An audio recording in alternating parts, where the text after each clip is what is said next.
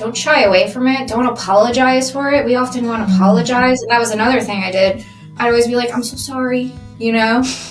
And then somebody like, stop apologizing to me. And I was like, what do you mean? I'm just being polite.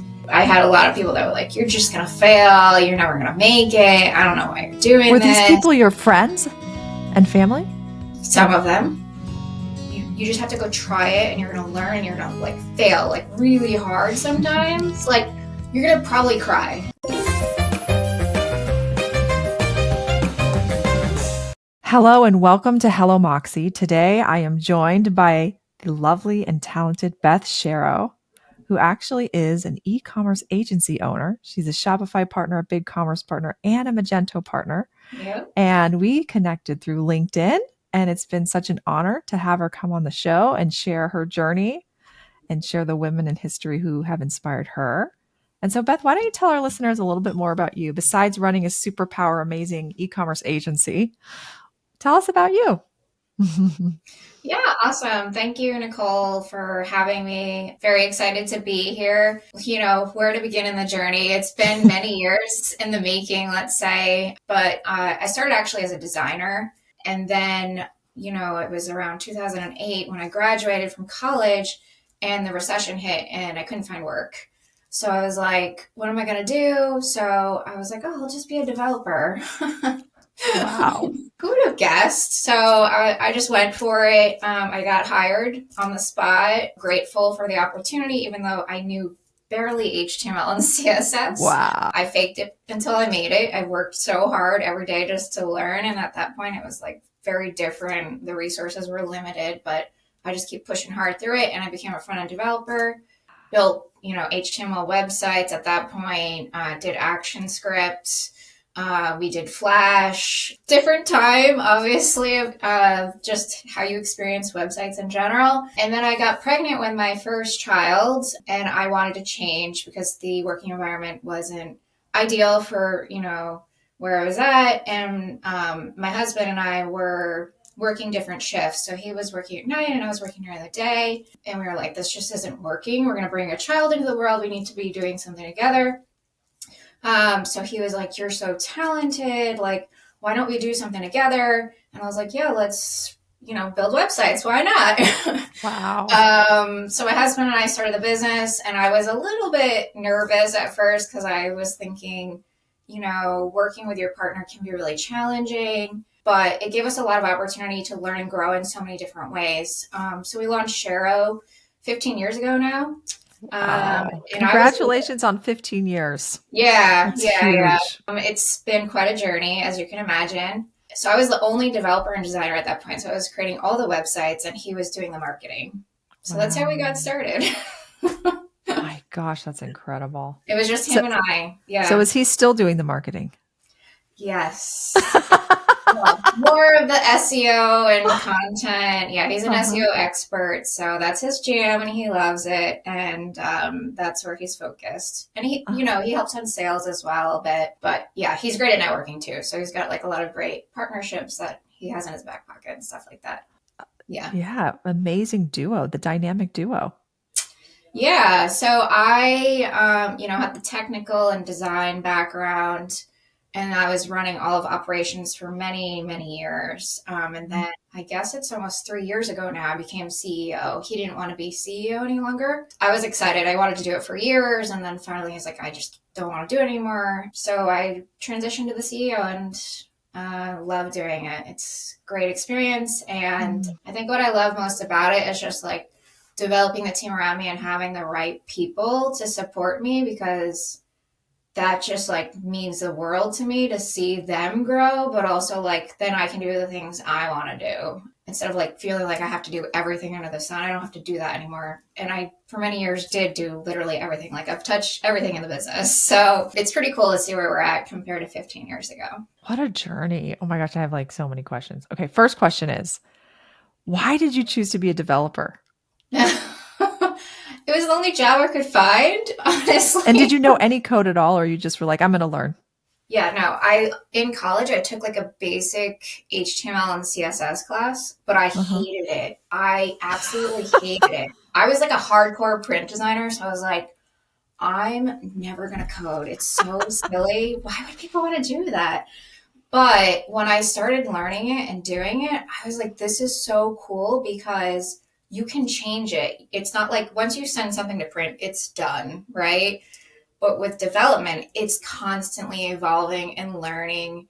And I love that about it. And I love that you Mm. always had to learn something. Like, I just love learning. So it was just like the perfect fit for me. And I just think it's cool to build stuff. Like, I love building things, I love planning things. As a young child, I would create these huge projects in school. Like, I think it's just always been ingrained in me to like foresee a bigger project and then like break it up into little pieces and then develop it out. So I just always had that skill set, I guess. What Uh, was the first website you ever built? my own website, my personal branded website, which no longer exists, thank God. Well, I guess we can find it on what is that, the Wayback or Yeah, something maybe like I'll that. have to try to dig it up. It's a bit. It was kind of a cool concept though because I made it like little cards basically, and then what I Mhm. did is it was like kind of like my resume, let's say, with my work.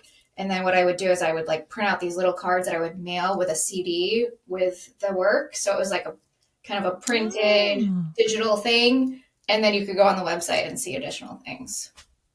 I love that you were trained as a designer because I think that like gave you a special superpower as a developer. Yes, yes, absolutely. Yeah, I mean, just learning the concepts of like how to plan things and being Mhm. like, I don't know, it's just a different mindset, I think, than being more of like it's more creative in some ways, Yeah. like, so kind of, interestingly enough, like I never really felt I was like strong at like math and stuff like that, but from learning how to code, I became stronger at math, you know? So Mm. it's like it almost helped me take skills I had and then develop things that I thought I could never do, which is cool. Mm. Yeah. So why did you choose front end development and have you done back end development? Yeah, I've dabbled, I would say. I chose front end because that was the opportunity I was given, first of all. Second of all, because I have the design background, I'm more like visual. So like I could take a design from a designer and like implement it like to the pixel. Yeah. Not many developers have that skill set to know how to even talk to designers in some way. So I think it was just easier and natural for me to be a front end developer. And I did in the beginning try back end, but it's not really my thing. Yeah. Oh, man. Okay, so my next question for you is you mentioned that you love being the CEO and you love to see like just have the team supporting you but also growing into their greatest strengths and seeing their potential. But to transition from doing everything to becoming the CEO is a huge, huge Big step. transition. Yeah. Tell me about how you made that leap. What was that like? When did you make that leap and how did that kind of evolve? How did you grow that direction? What were some of the maybe roadblocks that you had along the way? And looking back on it, what did you learn or what would you have done differently? I feel like I realized I just asked you like 10 billion questions. That's okay. Oh. Yeah, so I think the biggest roadblock is myself, Mm, really. Like, it was just really hard, to your point, to like step out of the weeds and not want to go back in, right? And also letting go and trusting that it's going to be okay. It's kind of like a leap of faith I had to take. And it's not that I didn't trust the people around me. It's just like when you're so in it and you have control of it, it's very easy. When you have to step out and then just trust that it's going to happen, learning to delegate and like trust and like empower takes a little bit of time. So, like, the way I would position it in some cases, like if I felt uncomfortable, it would be like, this isn't you, it's me because of my history. Like, I used to do this, mm, job, let's say. So, like, you just need to keep me in the loop more often and just communicate, like, over communicate. It's not, I don't want to like micromanage you. It's just so I can breathe a little bit.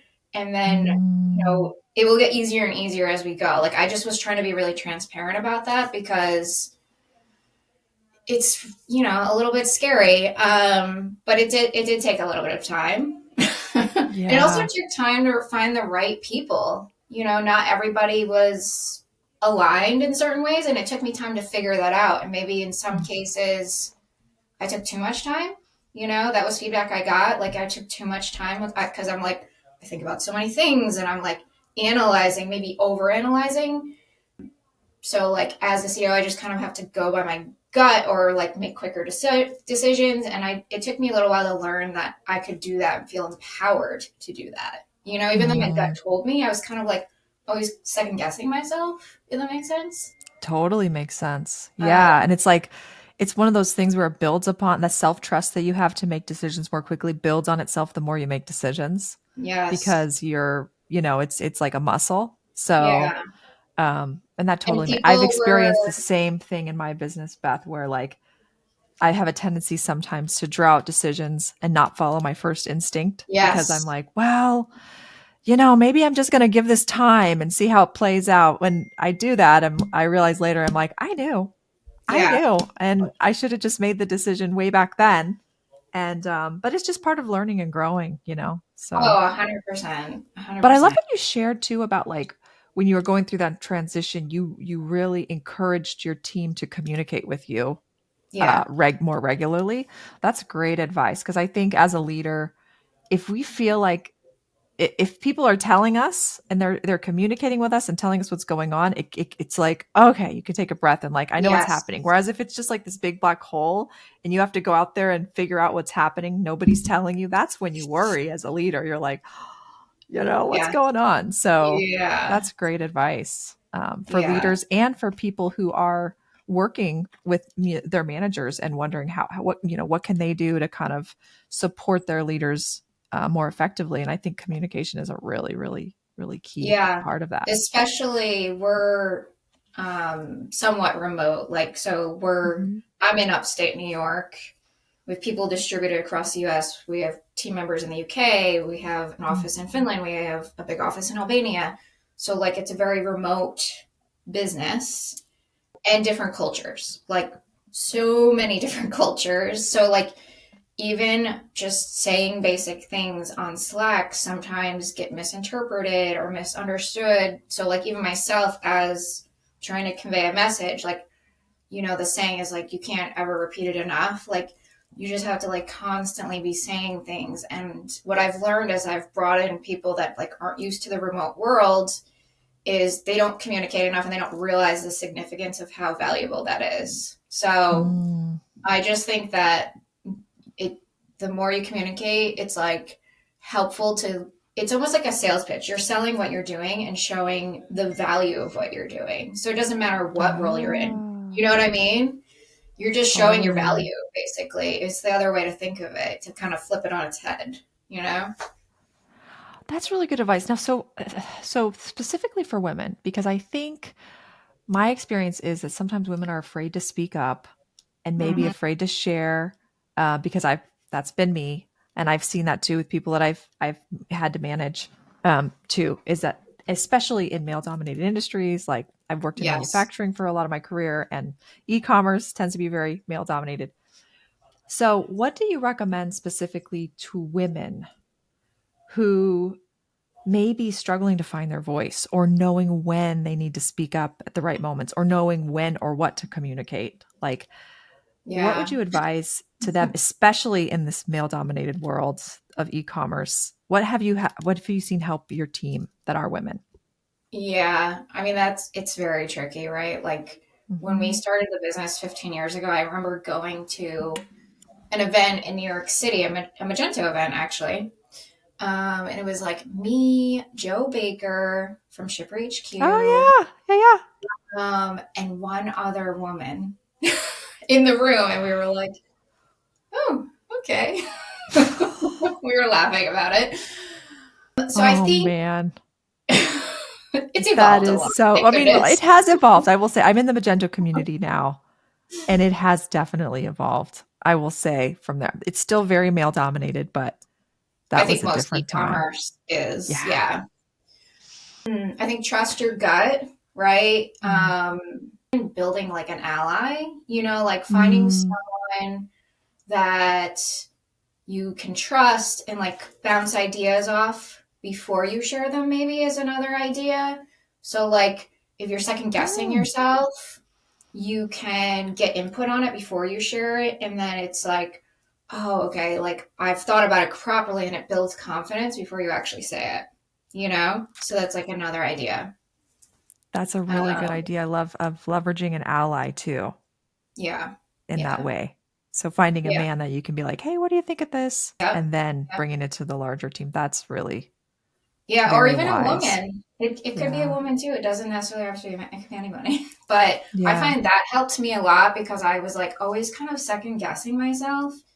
And then when I started doing that, like I gradually built confidence, even with writing, you know, like an email, like making sure the tone's okay and everything, that you don't sound like too passive. I don't know. I feel like we tend to like sugarcoat things or like we get passive or like trying to be so nice about it. So true. And Exclamation points, right? Like yes. So just having another set of eyes, like in the beginning, it was my husband. He helped me with mm, that. And then I started to get better and better, and then I didn't need him. But then as I, transitioned in my role, then I got a little nervous. Like sometimes when I became CEO, people were questioning me, and I was like, why are they questioning me? So like I just had to like then find my next partner to help me evolve in that way. And I've a great woman named Kate that helps me on our team.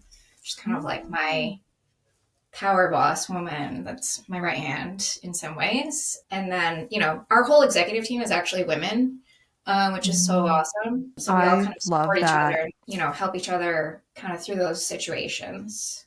That's really great. Early in my career, I worked for a woman-owned business, and I'll never forget the day I went in for the interview. I wanted that job so bad, Beth. Because I knew it was a woman-owned company, and at that time, this was 2005. I mean, it was pretty Oh, rare to wow. have to work Very for a rare. woman-owned company at that time. Woman-owned company, the entire executive team was women. The COO and the COO were also women. And I walked into the room for that interview, and they're sitting around the table waiting for me were these like three beautiful, powerful, very like accomplished women. And I was like, I want this job so bad. Like this is I want to work for these ladies. And I look back on it and I got the job and I worked for them for years. And it was so like I think I take for granted, to be honest, how that changed what I believe is I'm capable of. Because A I hundred saw them percent. achieve it. Like if you can see it, you can be it. Like it just I saw them do it. And so it wasn't even a question. It was just Mhm. they're showing me I can do it too. And so I love that you've cultivated that in your executive team because I know people on your team and even outside your team that you're not even aware of that see that and they're like, "Oh, I can be that too. Yeah. I can do that too." Yeah. A couple So, of years back, we acquired a Magento agency. mhm, And one of the people stayed on. She was in an HR role. And I just remember her saying, "You have no idea like how valuable and important it is to me that you are my manager." And I was like, "I don't get it. Like, what are you talking about?" Like, I didn't mm, really understand the significance of it. Because I was just so in it all the time. And she's like, "You have no idea what a difference it makes because you're a woman." And I was like, "Oh, like." So I started like realizing the impact I have and how people view me and see me, and I try to become more vocal about my leadership and like how mhm, I'm interacting with people. Because to your point, people need to see people like them doing things, and then mhm, they feel less intimidated to put themselves out there. Like I'm a big believer in like you just have to go try it and you're gonna learn and you're gonna like fail like really hard sometimes. Like you're gonna probably cry. Like you're gonna be mad at yourself. You're gonna have feelings. Yes. You're gonna probably cry, definitely. Yeah, I've cried so many times, like on the work, on the job. Like there was a Mhm. period in time when Magento 2 was released that I literally cried every day. But we're not gonna go there right now. I was like hiding Oh. in the bathroom crying. But Mm, I guess what I'm trying to get at is it's okay to fail. You're gonna fail and you're gonna learn the most. You're never gonna forget that and you're gonna do something different. Like those are the most important, valuable moments. You just have to put yourself out there to get there, and you're gonna get mm. stronger each time. So basically, you're saying Ooh. that you wouldn't take back all those days you cried in the bathroom when Magento 2 came out. Uh, I mean, it definitely took some years off my life, but I You fixed wouldn't the even know it. problems. Oh, that's I'm really good very advice. stubborn. Like, if you tell me I can't do something, oh, watch out. So I guess I also Mm. have that in my back pocket. Like, can't tell me no. What's something that someone's told you can't do that you said, no, I'm going to do it? Yeah, that's so when we started the agency at Shero, I had a lot of people that were like, "You're just gonna fail. You're never gonna make it. I don't know why you're doing Were these this." people your friends and family? Some of them, yep. And Wow. in the beginning, I was really questioning some days. Like, it was really Mhm. tough in the beginning. But I was like, you know what? I'm not going to give them the satisfaction. Like, I'm going to Mm. make this happen. So, 15 years later, and we're about 60 people now globally. I'm like, Congratulations. can't put me down. Yes. And being able to see that journey and being able to see what you accomplished, it just doesn't it just armor you to know that like what more is possible, right? Yeah. Like what more can Yeah. I do? I've already been able to do all this. When you say it was really tough in the beginning, what was really tough? I think trying to like figure out, like getting our footing, I think, like Mm. knowing what to do. We're just like literally like throwing stuff at the wall and see what would stick. Like, and also sales was really hard. I was like literally calling people on the phone, being like, "Hey, I'm so and so," like, and they're like, "Who are you?" So, and I was like, I'm very introverted, believe it or not. So, calling Mhm. someone on the phone at that point in the stage we were at, I would like have to rehearse, and I'd be like Mm. sweating and shaking inside. Like I'd be like I'd have to like work myself up to it. But I did it. So, and each time it got a little bit easier, a little bit easier. So, if you feel like talking on the phone is not your thing, you just have to keep practicing it to get better. So I think that was the greatest challenge. And then, so it was just Genty and I, my partner, and we were like, let's create a side business. We always had something we were trying. So we wanted to sell dog supplies because before this point we were just doing WordPress websites. Mhm. And I was like, sure. So I go and like research all these e-commerce platforms, and that's when I found Magento. And I Mm. developed our first Magento website, and I fell in love with it. And I was like, this is our thing. We're Wow. going to do e-commerce moving forward. And we still do a little WordPress, but I was like, I love it so much. It's like the whole, I don't know, there What was did just you so love many about things. Magento? I'm not a developer, but what I've heard is that it's Magento's hard to learn. What did you Magento love 2 about is much harder. it? So Magento 1 was very easy and accessible. So Mm. it gave you a lot of the tools you needed to like just set up a store very easily. And then, it had so many tools at that point for like where e-commerce was at. So I love the idea that you could customize it to however you wanted, but it also like offered a lot of value. But then it evolved into Magento 2, which is far more complex. Like I never developed on Mhm. Magento 2. I just saw the pain and suffering that everyone went through to change to Magento 2. So I was like the cheerleader in the background, like being like, "You got it, guys." Yeah, so I think it's very different now. But back then, I Yeah. just fell in love with it, and the idea of like being able to help brands sell their products online and just understanding the customer journey and the pain points and like the bigger picture, I think is very interesting. Mm. It's far more complex than like making a content website to sell your Yeah. services, and I love that. Like I love learning about their shipping problems and how they integrate with their ERP. That's like kid and candy store for me. Well, I mean, it seems to me like you're pretty prescient and visionary, like to be able to jump into e-commerce when it was still fairly new at that time, Very right? new. Like only the Yeah, big players were doing it, right? yeah. So fairly new for you to jump into it just shows just kind of like what a visionary, prescient person that you are. What do you see now being in e-commerce for 15 years? Like, what's next? What are you most excited about? What do you think's going to I'm so curious to hear what you think's going to happen in the industry from a platform perspective.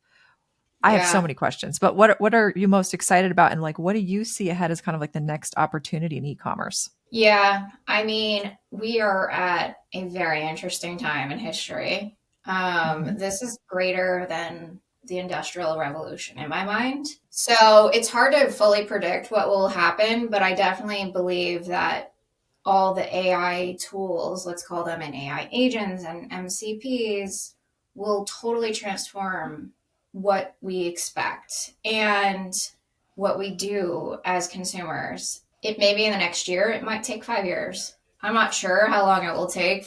I know a lot is moving very quickly, but I definitely believe that going to a website won't be what it is today, right? Like I feel like it's going to be more like you're going to have your own personal assistant that just knows you so well and knows what you need, and they just go get it for you or create the unique experience you want to go figure out what kind of shirt you want to wear that day or order that day. Things like Hmm. that I think are very interesting. And like I've talked to people about like conversion rate, and like they, some people have theories about like how it's so silly that we only expect 2% conversion rate on average, And like, I think this will flip that upside down where conversion rate should increase because Mm. there's less friction technically. And like, Yeah. just the searchability and like experience will be quite different. And just like how you adapt and create these virtual worlds, even, for the next generation, Mm. they expect things to be very different. And I think it's more of like thinking about AI and all the tools as more of like an operating system than just like a search tool, right? I think it's much grander. So I could talk about it a lot, but that's it in a nutshell. That's so fascinating. I mean, yeah, it does seem like the whole idea of the website is going to change. Yes. How like, and I can totally visualize it because of how I use my AI now and my chat GPT. It's incredible how much more I'm leveraging it to do more and more complicated tasks Yes. over time. And I know that's only going to increase as more and more people start adopting to it and seeing just like what's possible with it. And I know they're starting to like, I guess, but from what I understand, they're starting to integrate or use AI, ChatGPT, and some of these other tools are starting to like integrate e-commerce into the Yes. actual A results hundred now, percent. which Yep. is exciting from a consumer's perspective. It makes it so much easier to buy. But it does make me wonder, like, how are websites even going to be built in the future? Yeah, I You mean, know, with an agent, they could just build you your own unique experience. interesting. So it could be Like built on on the the fly fly. per user. Yeah. Really?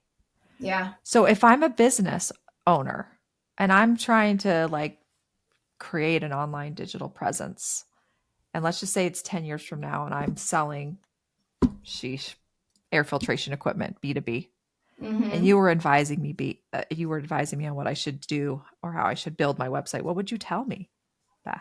Ugh. How should I I asked you a doozy, but you know, like I mean, how at would that point, I think it's more about strategy.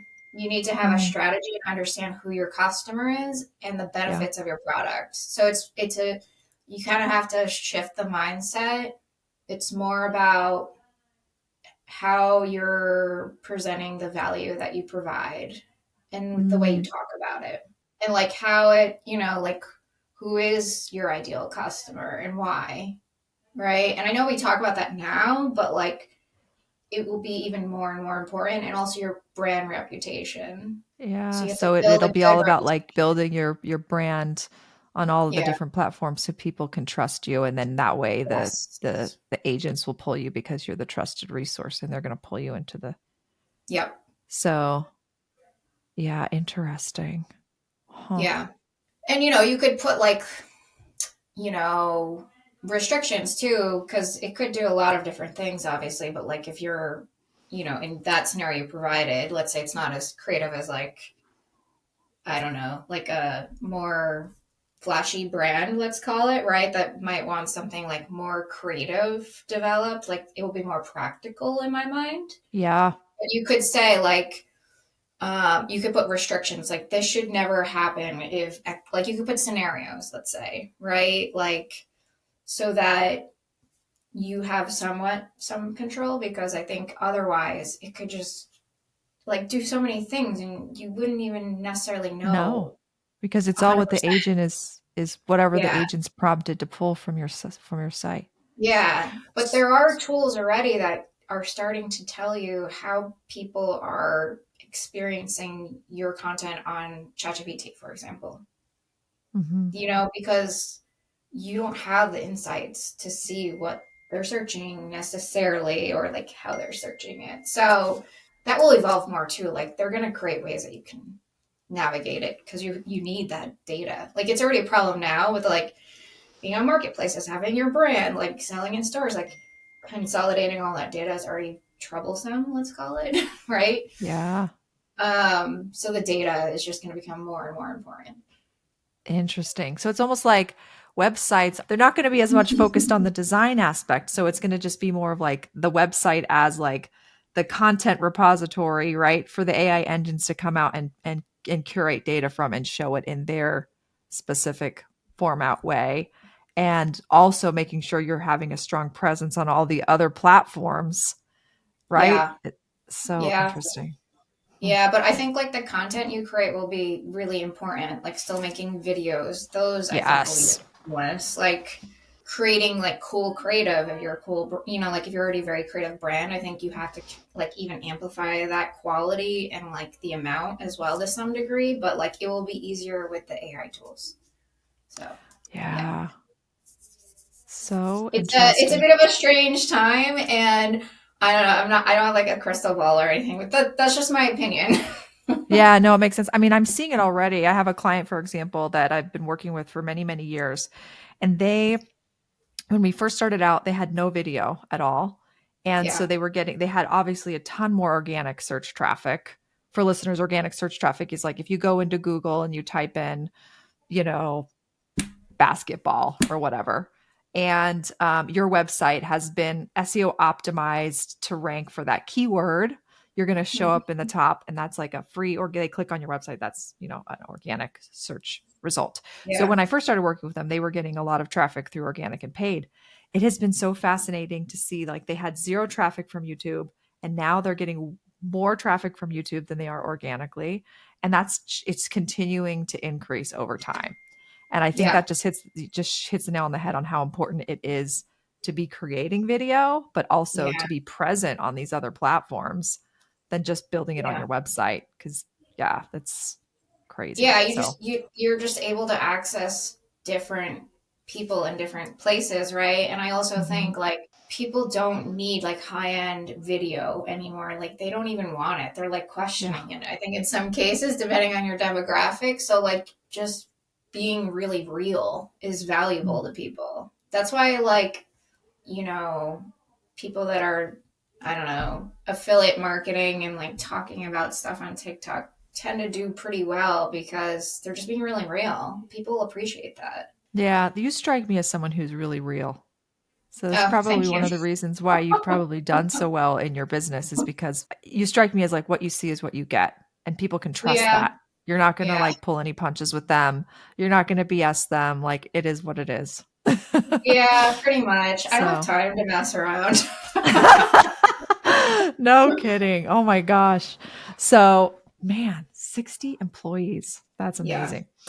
Well, I would love to shift gears a little bit, Beth, and learn a little bit about on the show. We love to hear about a woman who's inspired each of our guests. So yeah, I'd love to know from you who's someone who's really inspired you, and maybe tell us a story about her. yeah, absolutely. So you may not know this about me, but I grew up playing softball. So I started playing baseball with my brother when I was little, and then I fell in love with it and started playing softball. I played in college as well. And I actually coach girls softball now. So I'm Mm. coaching 10 to 13-year-old girls this season. So when I was growing up, I wanted to go to the Olympics to play softball. Cool. Yeah. So in 96 was the first time softball was in the Olympics, believe it or Uh-huh. not. So there was a pitcher that I loved and I still follow her.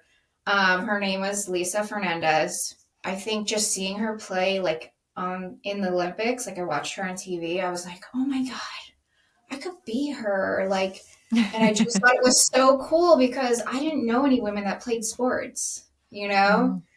Mm. And just seeing her and like how fierce she was. And I didn't know it at the time, but she's only 5'6".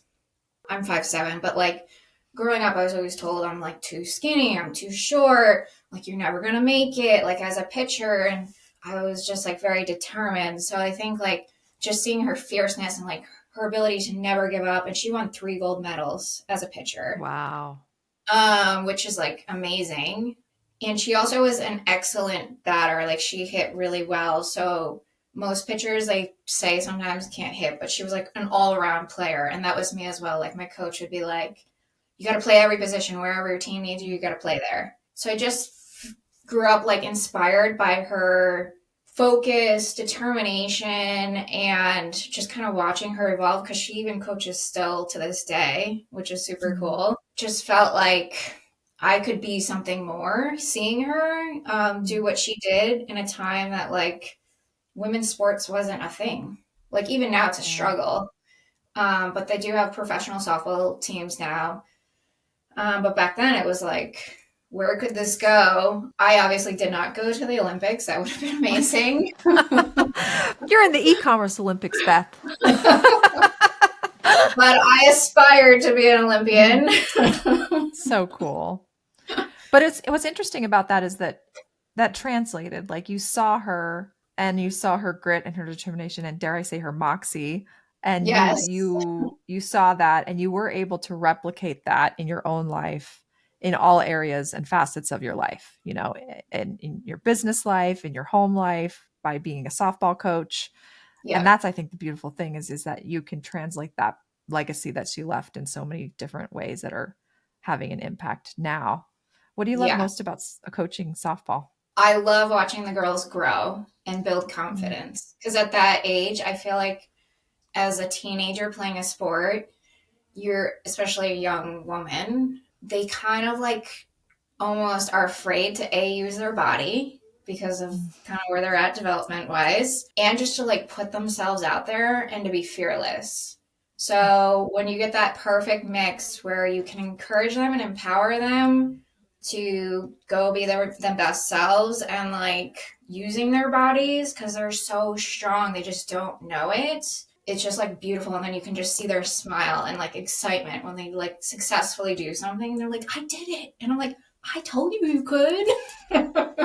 Mm. So I feel like that, like I've had parents tell me over the years, because I've been doing it for like 5 years now, they're like, it's amazing the confidence that my daughter developed just from playing the sport, and they can take that skill and use it in life, you know? So I just love giving that to them, and the tools of like working together.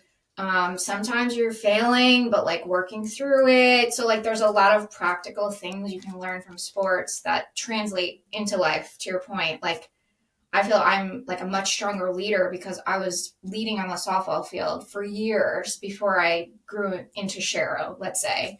I didn't even know it. I was like a leader that I was like, I don't know why they're following me on the You just, field. yeah, I'm like, yeah. I don't get it why they want me to be the captain again. I'm just going to play. Why do you think they wanted you to be the captain? Well, I remember asking my coach this once. I was like, I just don't get it. Like, why do they want me to be the captain? And she was like, Yeah. are you kidding me? You work the hardest, you listen to people, you work well, you Mm. collaborate, and you just do what needs to get done. Like, you never question it. And I'm like, oh, okay. And is it funny? You probably just think that's normal. Everyone does that, right? Yeah, I was like, I'm just Right? doing what I I want had a to do. boss once too who said the same. They were like, Nicole, you just get it. Same exact, literally similar thing. And I was just like, but doesn't everyone do that? Yeah, Like, they that's, do not. They do not. Yeah, and like yeah. dealing with failure, just like getting up again and doing it again. Like that failure thing, overcoming it is so hard. So like, and I tell them every day, I'm like, you're gonna make mistakes on the field, in life. It's gonna be okay. Like you just gotta get back up and do it again, because I don't know. I just want to give them the skills to be better and to like be leaders in the business world when they go off into the workplace, because Mm, women can be really badass leaders, and we need that's more of right. them. So true. I think women have such emotional intelligence, Yes. such strong emotional intelligence that when they are fully confident and fully like trusting themselves and their gut, like it's incredible to see Yeah. what they're capable of because of that. And I think I love what you shared about how confidence. It's funny. One of the questions I was going to ask you is, what do you see women struggle with? And you said it before I even asked it. Is the confidence, right? And like Yes. feeling comfortable in their bodies. Yeah. Confidence and feeling comfortable in your body. Like that's so true at that age, but even as older women too. So I think we still sometimes Yeah. struggle with that. Now, it's interesting as I had another guest on the show who was also a softball coach, but he was a man who taught female softball. Oh And wow. I was asking him to share with me, like, what is the difference between guys and girls when it comes to Yeah. sports? And that's exactly what he said. He said, men just naturally have confidence, but Yes. women, they feel like they have to like do something before they can be confident. And Yes. I found that was like a really interesting distinction.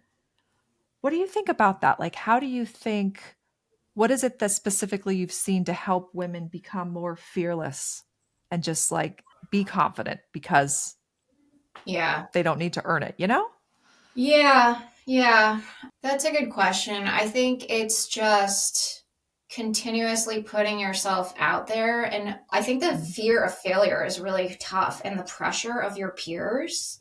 mm, So again, like just surrounding yourself around people that like elevate you, don't have mm, people around you that kind of question you and make you feel less.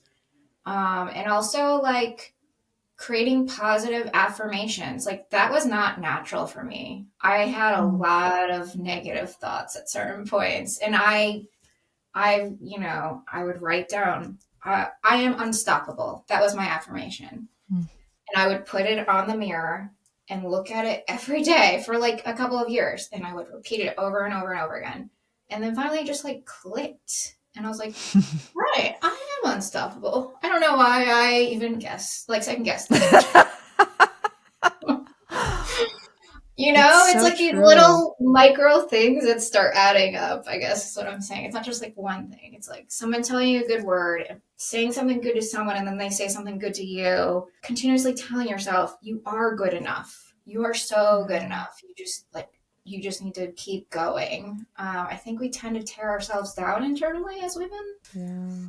That's Um, so true. It's such a beautiful advice. I was just reading something from a colleague that said, believing is seeing. yes, Believing is seeing. And I just love what you 100%. shared about how you saw that on your mirror every day and that it just became part of you so that you just didn't even question it anymore. I mean, that's such a beautiful example. Like, flipping the whole seeing is believing on its head and just believing it. And then you Yeah. see it.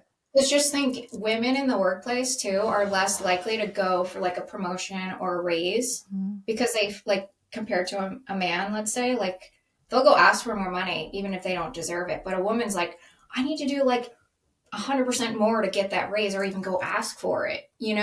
Mhm. So just knowing that, like, within reason, you want to still be humble, obviously, but like knowing your value and like communicating it and just owning it and not being like don't shy away from it. Don't apologize for it. We often want to Mm. apologize. And that was another thing I did.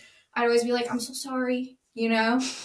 And then someone be like, stop apologizing to me. And I was like, what do you mean? I'm just being polite. And then I was like, Mhm. every time I write an email and I'm like, I'm sorry, or a text message, I'm sorry, I would stop and I would pause and I was like, why am I saying sorry?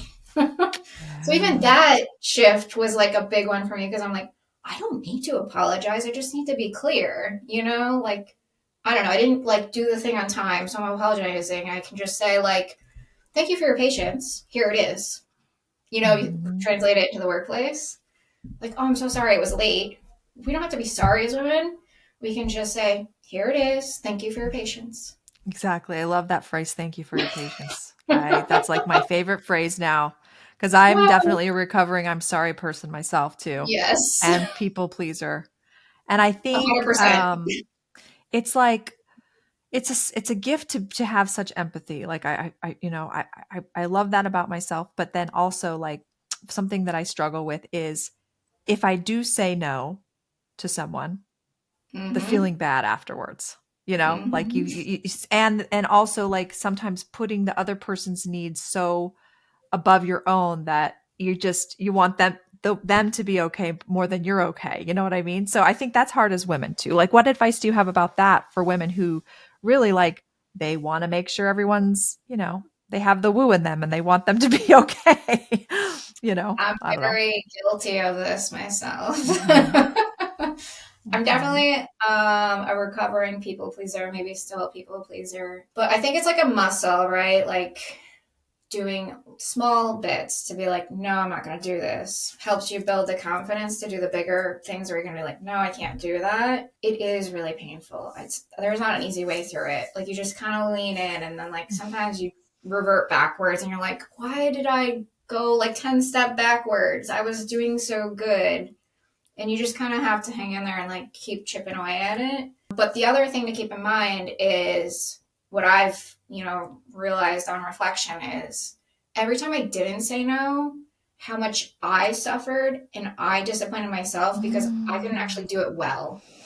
So like So also kind of true. like thinking of the other angle, like if you say yes, like are you going to be able to give it 100%? And if you can't, then you got to be like, unfortunately, I cannot, maybe next time or whatever. So you don't ever want to put yourself in a position where you're spread so thin that you can't do anything, because I think we're also very guilty of that. Like the belief as a mom to go out and have a girls' night so you can be a better mom to get that like 3 hour break, maybe, right? Like in the beginning when I was a mom, I was like, I can't leave ever.